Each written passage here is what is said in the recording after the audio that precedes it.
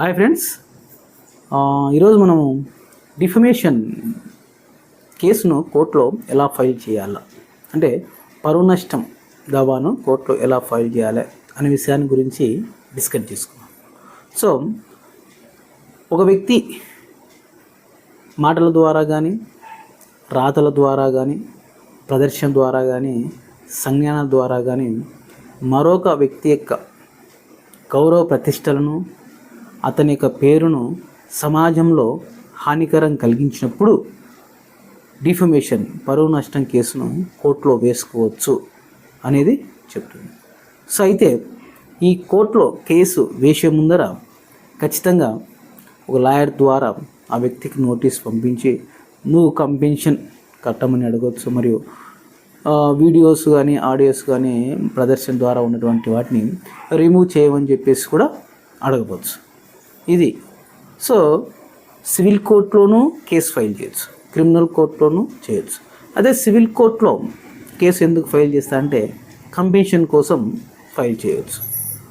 CPC section 19 పరిగణలోకి తీసుకొని compassion కోరుకుంటూ నువ్వు సివిల్ కోర్టులో చేయొచ్చు. సివిల్ కోర్టులో చేసేటప్పుడు హైకోర్టులో కానీ, మరియు సబార్డినేట్ కోర్టులో కానీ, జిల్లా కోర్టులో కానీ కేసు ఫైల్ చేయడానికి అర్హత అనేది ఉంటుంది. సో అది ఆ ఫైల్ చేసే సమయంలో నువ్వు సాక్ష్యాలు అంటే ఎవిడెన్స్ రూపంలో వీడియోలు, ఆడియోలు, రాతపూర్వకంగా ఉన్న వాటిని అక్కడ సమర్పించాలి. సో ఆ విధంగా చేసినప్పుడు విచారించి అతనికి కంపెన్షన్ కట్టమని చెప్పేసి కోర్టు తీర్పు ఇవ్వడం జరుగుతుంది. అది సివిల్ కోర్టులో ఉన్నటువంటి ప్రాసెస్. అయితే కాలపరిమితి ఎంత అంటే ఒక సంఘటన జరిగినప్పటి నుంచి సంవత్సరంలోపు కేసు ఫైల్ చేసుకోవాలి అని చెప్పేసి కూడా మనకు లిమిటేషన్ యాక్ట్ 1963 వివరిస్తుంది. అది సివిల్ కోర్టులో వేసుకునేటువంటి విధానం.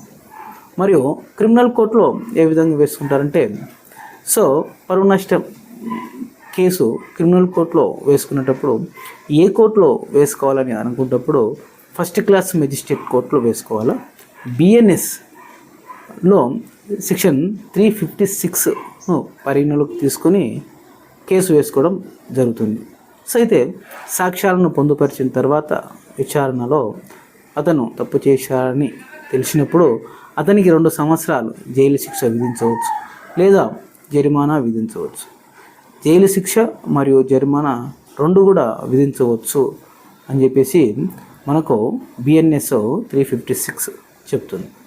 మరియు ఆన్లైన్లోనూ, సోషల్ మీడియాలోనూ డిఫమేషన్ కేసు ఎలా వేస్తారంటే స్థానిక పోలీస్ స్టేషన్లో కేసు వేసుకోవడానికి అవకాశం ఉంటుంది.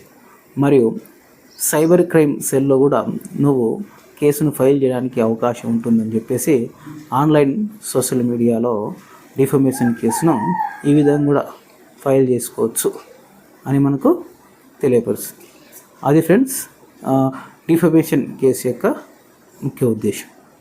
Thank you friends, thank you.